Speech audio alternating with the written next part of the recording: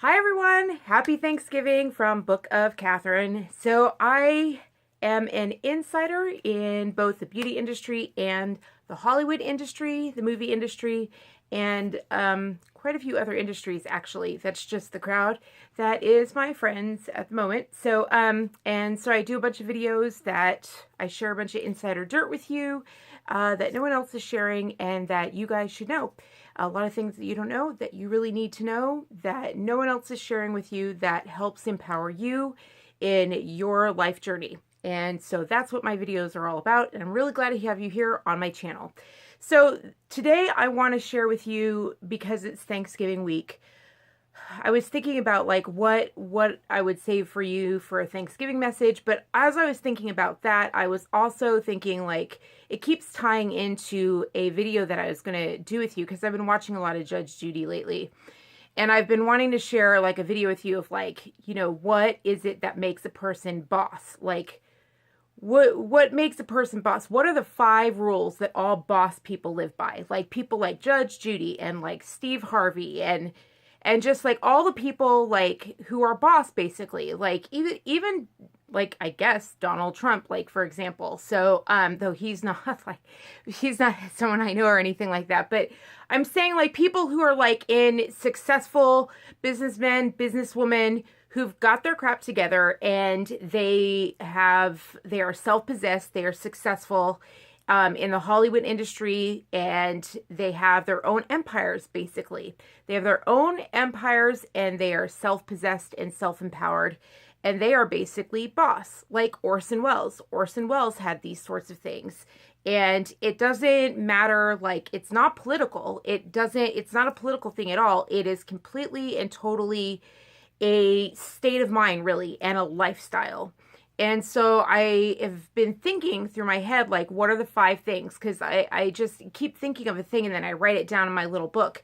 You've seen the little book sometimes in my insider movies. I have this little book with me, and that's where I write down my ideas for sharing with you.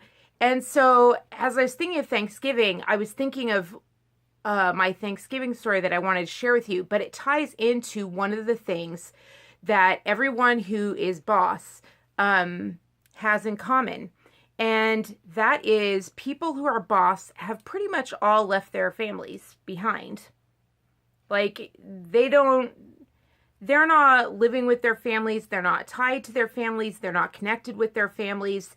They've all like left their families behind. Like Oprah, everybody has like, you know, left their families behind. Maybe when they became successful and everything and they made their money, they went ahead and like funded their houses and they like paid it backwards and they paid money. But in order to get to the top, they didn't stay in that family circle. They had to leave their families. They understood that they needed to leave their families in order to go upwards. And that isn't like some shocking thing. That isn't a new thing. That's actually how this country was made. And that's why I had the idea. That's how this entire country was made. If you ever go to the Mayflower, and it was a shocking thing for me to learn. I've been there 3 times now in my lifetime. I've been to where the first Pilgrims actually landed. I've been to Plymouth Rock in Boston. And it wasn't till the 3rd time when I was, as I am now, like self-possessed in my own right mind, having left my family behind finally and thinking clearly for myself, and that I went there and I really clearly saw like what was going on and what they were saying at the Mayflower. And what they said is that the majority of people on the Mayflower weren't actually there for religious reasons. The people who were coming over for religious reasons, they couldn't fund the trip themselves. Like they didn't have the money to pay someone to take them over. And so what they did is they hired a company, or basically partnered with a company, who were like, okay, let's get a bunch of entrepreneurs basically. And they basically got a bunch of entrepreneurs together. A company were like, hey, we want to get a bunch of entrepreneurs. And basically they crowdfunded in a way. This big company did kind of a crowdfund, did a bunch of entrepreneurs who wanted to strike it out on their own in new land. And then those people and that company's money who were like, we got all these new entrepreneurs, and then whatever percentage of the money they make, we'll make back and get our money back from doing the trip. And so there were more of those people on that ship than there were pilgrims. So they got their passage taken over. Like, they got to come over for religious freedom. But that's a story that gets told. I don't know what's being taught in schools today, but I know the culture that I grew up in. They were just like, oh, religious freedom, religious freedom. That's what our country is founded on. And I got there and I was like, no, it was funded by power and money and entrepreneurship and a little taste of corruption, just a little bit of corruption in there. I was like, of course we were founded on that. Why would I think anything else? Why would we ever think anything else? Of course. And so I was broken for a little while. Won't lie. But then afterwards, when I got over it, I was thinking about it and I was just like, yeah, like our country, every great man, like, you know, everything in this country, like I know that, like Ellis Island, that everything, like especially Europe and during World War II, like people just fled. I know that's where my roots, that's how my family ended up here. And I know most of your families, like most of our families came to this country because of something horrible, some horrible war story happened in Europe. And they were desperate for a new life and fleeing a horrific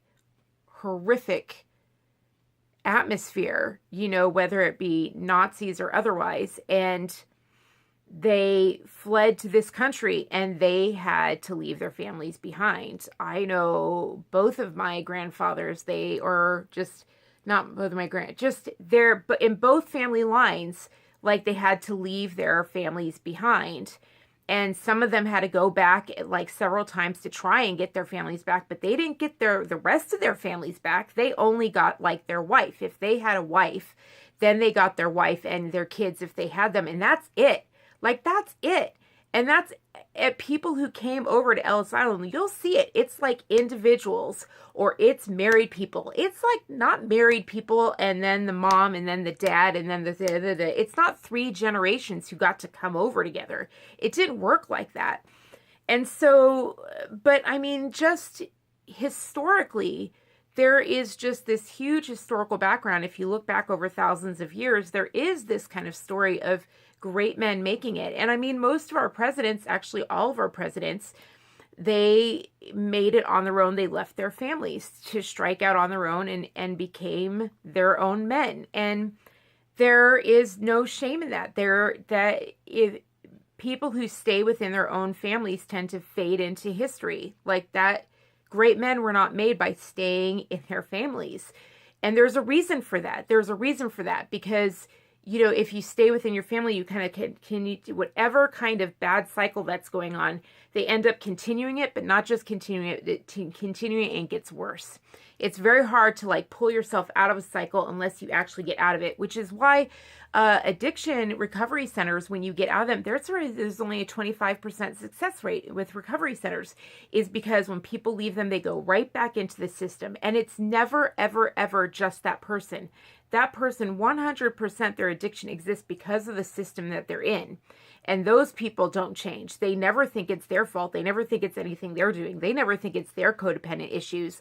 They never think the parents are like, oh, it's not the fact that I don't say that I love them, or I just think hugs aren't a part of the family, or the fact that I think they're a piece of dirt. They deserve to be called a piece of dirt, or whatever the amazing amount of circumstances that there are, you know, or I'll just keep saving him because he's my baby, you know, and he's going to get it together one day, so I'll just keep saving him. And so this family circuit that's around them just insists on staying the way that they are. And this person will never, ever get better until they actually leave that. That's why I tell people, I'm like, it is a possibility to leave the state you're in, like to leave. But that's not all there is to it. So that's what my Thanksgiving story is about. My Thanksgiving story, like, yes, there is the thing that, you know, being boss, a lot of people, all have left their families, like their generational families. They had to leave them behind because A lot of them you hear like rags to riches stories. Like they did not have good childhoods. And then they had to leave that situation in order to get out of it. And how did they do that? Like, how do they have the strength? How do they have the wherewithal? And how they do that? And it's not the popular decision. It's never the popular decision. And I had to do that. My husband had to do that. And so today I'm going to tell you about the day that I made the decision. My first step, it was a gradual process. But the first day I made the first step in that direction was on Thanksgiving Day. And I'm going to share that decision with you and what that was like. So, basically, my husband and I, when we went to therapy and couples counseling, like we did the premarital counseling and everything like that. It was really funny because our pastor was like, you're a 5-year couple. Like, you're where a 5-year couple is at. But part of that is because we owned a business together and we had been through a car accident together. And so he was just like, you've already been through so much. You're where a 5-year couple's at. So we didn't have troubles like that. But when we went to counseling because we were thinking about having kids. And a therapist had told me that way back in the day when I was trying to get into like, adulthood and struggling with that, he said to me something that always stuck in my head. He said, your parents have got to treat you with respect around your kids. Like, it is absolutely imperative that your kids never see their grandparents speak to their mother like my parents speak to me, in anything but a respectful tone. And I was kind of like, what? Like, oh crap, because my parents never spoke to me in a respectful tone whatsoever. Like, what? I mean, not even close. Like, I was the dog they kicked in the like, I think that we had a dry alcoholic system, and I was like the black sheep that they just took everything out on, though it was much darker. Like, when you watch, like when I watch Criminal Minds, and I used to watch it, I can't watch it anymore, but when I watched Criminal Minds, it was horrible because when they have the bad guys on there, like, it would remind me of my childhood. And I'd be like, no, actually, my mom did it but that was worse. And I'd be like, oh my God, like, the writers didn't even write it bad enough. Like, like, I'm like, oh my gosh, Criminal Minds didn't make it bad enough. Huh. Like, oops. Huh, that was a wake up. Like, that's how I kind of like had those are those PTSD moments that come back where I'm like, oh, like I needed that mirror to be like, that was a bad thing, and that wasn't okay, and that wasn't okay, because I didn't know what was normal. Those are the things I'm sure you guys who have been abused as children, and you're growing up and you're learning, you're in therapy, you're going through the same thing. You're like, you don't know what's normal. You have to relearn what's normal. And the media today doesn't help us figure out what's normal. Like, not today at all. But there are things like that where you see what's bad and you're like, oh, that's the bad guy. There's just not a lot on TV today where anything's the real bad guy. They always make the bad guy like some sympathetic hero or something like that. And I'm just like, that doesn't help us out at all, for all of us who are abused, especially in the country with the #1 rate of abuse, way higher than any other first world country. Moving on. So I'm getting off topic, as I always do. All right. So Thanksgiving story. So basically, the first time we went to therapy, like my husband and I together, was when we were thinking about having kids. And I remembered that thing that the therapist had said, your parents have to treat you with respect. Like, it is imperative that your parents talk to you with respect. And I was like, okay, so we're thinking about having kids finally. Okay, like, how do we navigate like my parents and his parents? Because we had serious issues with his parents. Like, I won't even touch that. Like, won't even go there. But so we went to counseling for that. Now, as I was preparing for my video today, I realized, I was like, we went to therapy for other people. Not for ourselves. We went to therapy for other people, to learn how to deal with other people. That was just such a huge sign that we needed to get out. We spent so much money trying to figure out how to navigate them. It did teach us good things, though. Like, we learned right away, we learned very good things, very big identifiers and red flags that really helped us navigate. It was so good. I mean, we chose to switch counselors. We fought for ourselves and everything. We switched through. and we got the counselor that was right for us and fit our needs and understood what we needed and what we wanted, and just get every single session was like boom, answers, booms. And every time we left, we were just like, because it just, the whole world opened up to us, and it was just wonderful every time. And that's the way you should feel when you have the right counselor. You should feel like you have someone who's like reading your mind. And if you don't have someone like that, you're with the wrong counselor, the wrong therapist. And it's okay to just keep switching till you find someone who's right. You don't need another parental figure. Got enough of those. So anyway, so basically we had been in therapy for that, and we had started to learn signs and behaviors, and we had started to just get stronger, us as a couple, about learning like boundaries and things like that. We were like, okay, treat us with respect, and like, this is respect and this isn't respectful, and this, okay, like we're getting it. Okay. And so things were starting to sink in. Like we had been in counseling for a few months. And then we went to Thanksgiving, like our first family get together after this counseling. And they put everyone in a bedroom, like everyone in a bedroom, including the single people, except for me and my husband, even though I'd had a car accident, even though I was still pretty much in traction, and I'd made it through a 14-hour trip, because in the family, you travel. Like in the family, you come to the family's house. You come to the house for Thanksgiving. It's just, that's where Thanksgiving is held. So that's where you go. No one questions it. Like when you're in a family like that, you don't question it. This is where it's being held. It's being held at grandma's house or mom's house, and that's just where we're all going. It's never considered to go somewhere else. And so I made that for, like, thinking about it now as I'm talking about it, I realizing that I never should have made that trip with my back. Never should have considered it. No one in the family said that. I never thought of it because I wasn't thinking about myself.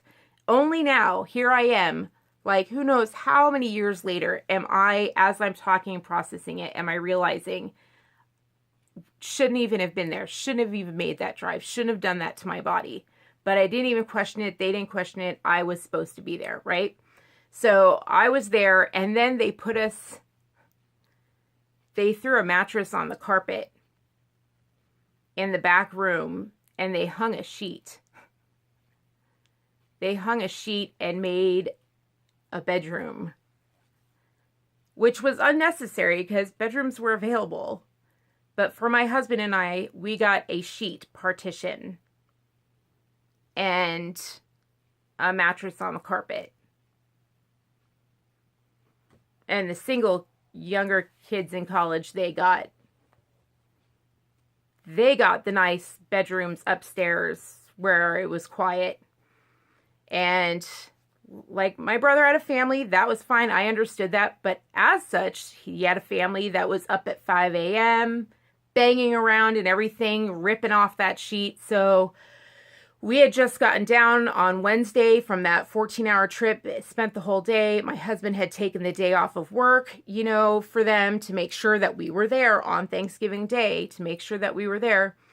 And I remember walking in and being like, a sheet? Like, you put us in there? Like, I mean, not the couch, not anything, not in the quiet part of the house. Like, it was just like, you put us near, like, they put us near the dining room table, like the loudest part of the house. And so that we were exposed to everybody, and the sheet didn't even cover. It just looked bad. It was bad. It was bad. And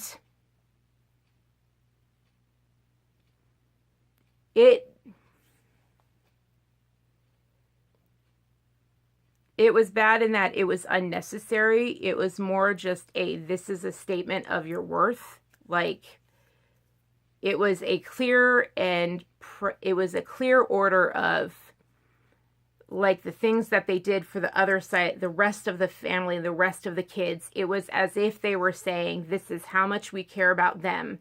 For example, at Thanksgiving, my brother's lactose intolerant, and I'm deathly allergic to onions. And she had a complete spread of, like, the whole thing was like lactose intolerant, everything. lactose intolerant everything. And then she made everything with onions. And I couldn't eat a thing. I couldn't eat a thing. Like, and my husband just sat there like, and it was just so uncomfortable at the table because this time I felt it. Like, this time I was a little stronger. But the reason they really felt it is because this is what happened. Like, this is what happened. Is that, God, like, yeah, I had no food to eat. And this is, well, that's not the Thanksgiving story. So the Thanksgiving story is that we woke up, like, we slept, stupidly, we slept on that carpet. We slept down on the floor.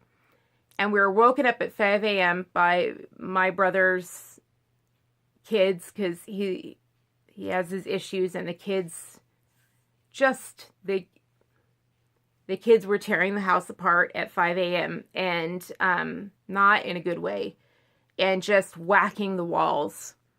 And we were just like, boom. And for me, like, at that point, I had the severe cushion, and sleep was so necessary, and bangs were such a big deal. And I really, really needed that quiet. And it was like this huge shift. Like, that was the tilting. I remember waking up, sitting up directly, and I looked to the left, and I saw the sheet partition. The sheet that, by the way, they've never used in the entire history of the history in that house. Never seen a sheet ever used for anything. Like, that was a new little thing that they did. We were just in shock. Like, they would put people up in hotels. They would open up their room. Like, they had other rooms. Like, they didn't even clear out their rooms. They were just like, anyway. So, and I just sat up and I saw that sheet, and I felt like I was in a fort, but I just knew, like, I knew what it was saying. It was saying, like, you're worth, like, this, you're worth a tent. Like, if we could put you in a tent in the backyard, we would. Like, you're worth a tent. And I sat up and I just looked at that, you know, my head ringing and banging. And my husband sat up and we just looked at each other. And I just said, "You ready?" And he goes, "I'm ready." And we just got up, and it was just this big shift, you guys. I cannot tell you you will understand, those of you who are recognizing and feeling like you know this pattern and live this pattern. And it was like this shift, and just boom.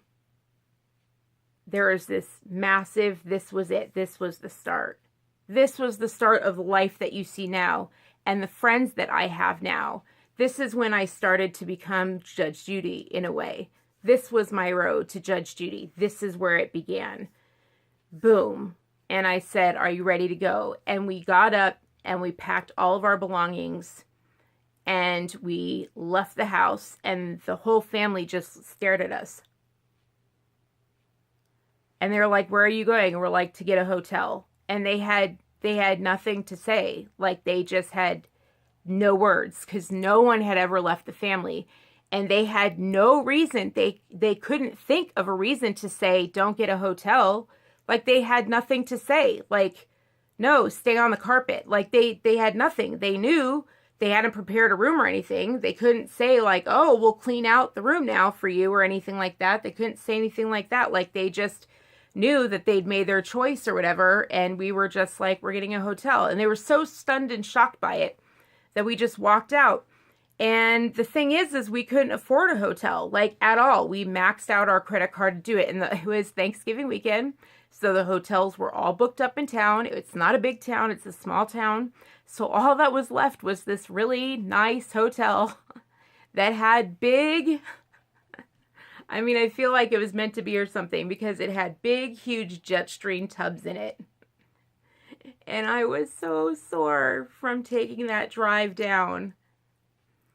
Like, I was hurting so bad because it was so soon after the accident, and I was in such pain. And it's before, like, things went, because things like this This is before things went really bad. And I got to get into that tub, and we spent the rest of the day in that tub taking care of myself. And we just came back for like dinners. We came back for things, but there was a significant shift. They knew. I remember I felt it, especially in my mother. She knew she just pushed it one step too far. Like she'd finally gone too far. And I was just like, no, never again. And it wasn't never again, but it definitely changed things. Like it definitely changed things. And I remember it felt great. It was the best money we ever spent.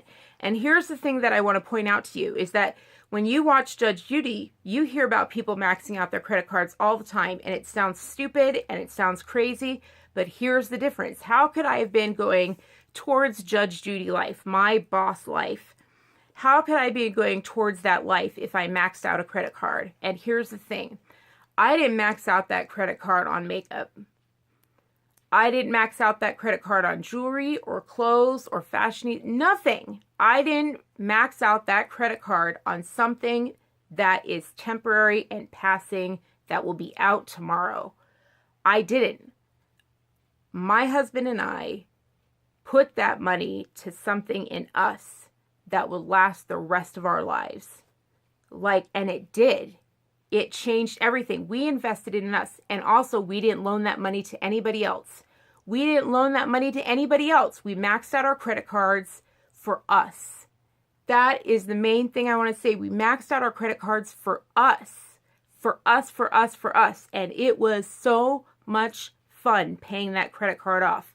So much fun. And I still look back at that charge at the $289 a night. $289 a night. It was ridiculous. It was so ridiculous that we had that's all that was left. And I'm so glad we paid it. I'm so glad because I was so done. And from then on, it took like 3 years. It took like 3 years before my husband and I finally got away. Finally learned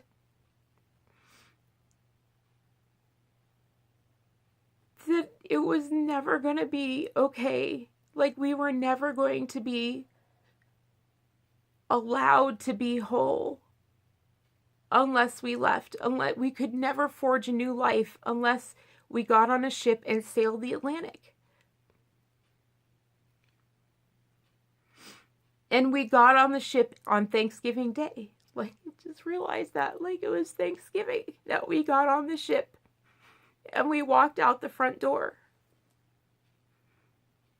And it was on a Christmas Day. Like, it took a few years. But it was on a Christmas Day a few years later that we celebrated our first Christmas on our own. It was the best Christmas we ever had, because until we celebrated Christmas, like the whole day from midnight to midnight, it was ours.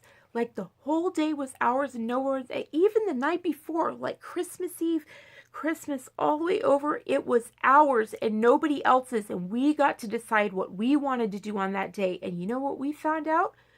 We found out for the first time. And we were like, this is like after, like we were not young adults at that point. Like we were older. We had passed 25 before we were strong enough to do that.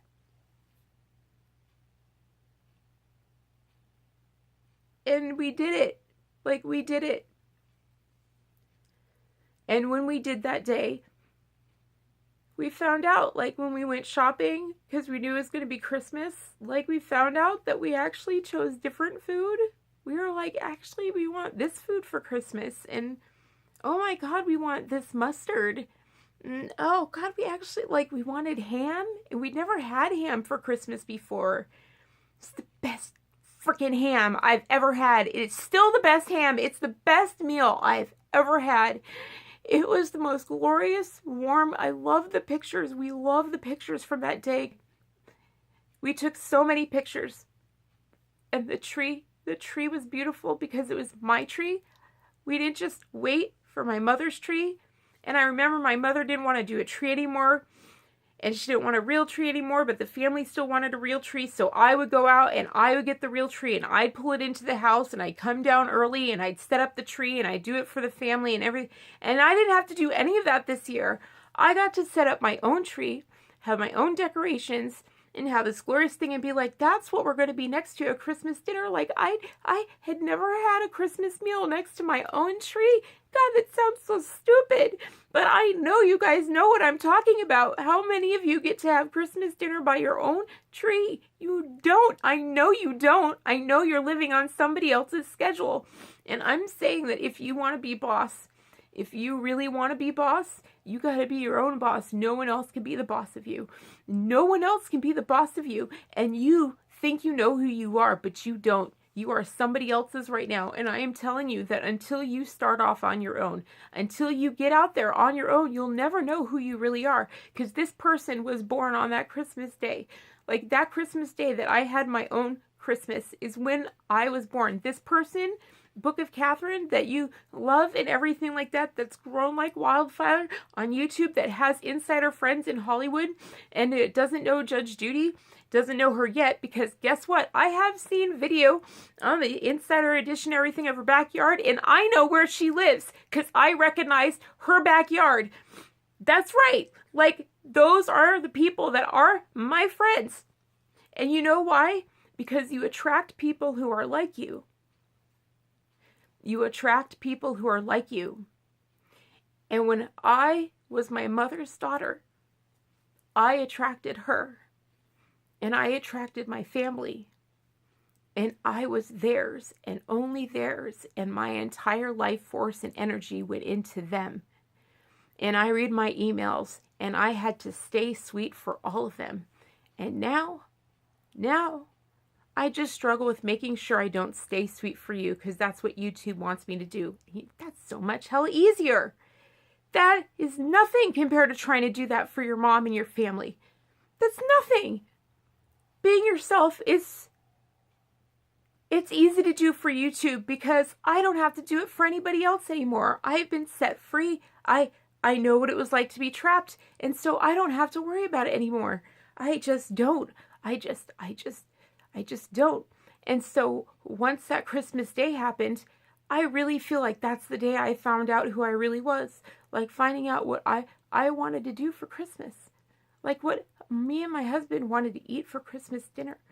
And we found out we wanted to play board games and what board games we wanted to play. But guess what? We wanted to play them at like 10 o'clock at night. And it's like very, very different from my family. And here I was, like past 25, and I'd never experienced a Christmas my way. I didn't even know what I liked on Christmas Day.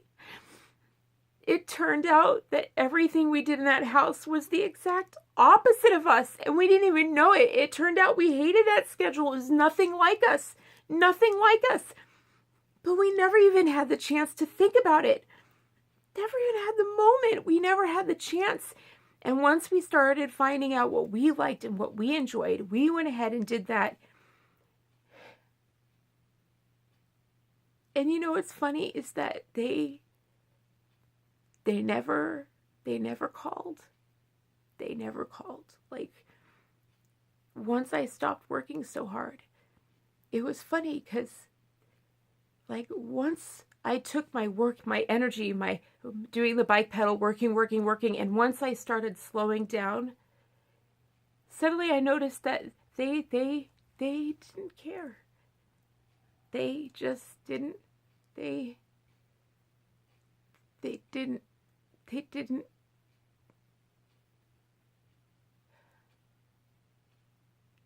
They had no interest in this girl. That's such a good sign. It's such a good sign. Because I don't want to be like them. That means I'm not like them anymore. That means I had changed. And that meant I knew I was going to start attracting different people. And I already knew that. And I started having cycles where I started attracting better people. And then even better people than that. And then even healthier people. And then next thing you knew, I'm an insider. And I wasn't even looking to be. But those are the people that I have the best conversations with. And you know why I have the best conversations with them? You know why I can talk to them? Because they've been where I've been. They made the hard choices just like I made the hard choices. And in this life, you don't get ahead unless you make hard choices. But the hard choices get easier. And so what I want to share with you this Thanksgiving is this. If you are dreading the holidays, if you're dreading Thanksgiving or you're dreading Christmas, let me just tell you this. And Steve Harvey's already said it. And Judge Judy's already said it. Your family ain't your blood. Every boss person will tell you, because they live it every day. Your family isn't your blood. Your family are the people who unconditionally love you, who encourage you to shine, and who love it when you shine, and who say, when you take off and do something on your own, they cheer for you, and they want you to do it again. That's the litmus test. That's the litmus test. I was thinking about it today, and I realized that my business, that my parents hated so much and actually told me when I wanted to start it, they told me we're going to call all our friends and tell them not to go. And I had an amazing business. I wiped out everybody in town. Everyone had to shut down their businesses. I was so good at it. And they didn't even wait to see how I do. They were there. My father was just like, I don't want you to do it. You've never asked me what I thought, and I never asked him what he thought because I knew he was going to say something awful. And he was just like, I'm going to tell everyone not to go. I'm going to shut you down and make sure it fails. And I realized today that I was like, how did I ever get an idea to open my own business? It sure as heck didn't come from my family. And I realized that it was my husband. I mean, we weren't dating at the time. He was just some guy I knew. He was just some guy I just met. And he was like, I think you should open this up. And I looked at him and I was like, you're nuts. You're nuts. And I thought he was crazy because inside I was like, you're not worth it. You could never do it. And that was them saying that. But the guy I ended up marrying said he saw it in me. And he said, I see it in you. And that's a sign when you're drawn to people who believe you can't do it. And you're turned off by people who say that you can. That's a sign it's time to go. This Thanksgiving, that's my gift to you. I know you want to be boss. I know you want to be the next Jaclyn Hill. You want to be on top. And if you want to do that, if you want to be the next Judge Judy, maybe you should focus on having a really good Thanksgiving first. Happy Thanksgiving, guys. I'll see you at Insider Movies on Wednesday. You're going to have an amazing Thanksgiving weekend with those movies and with my advice. Peace out.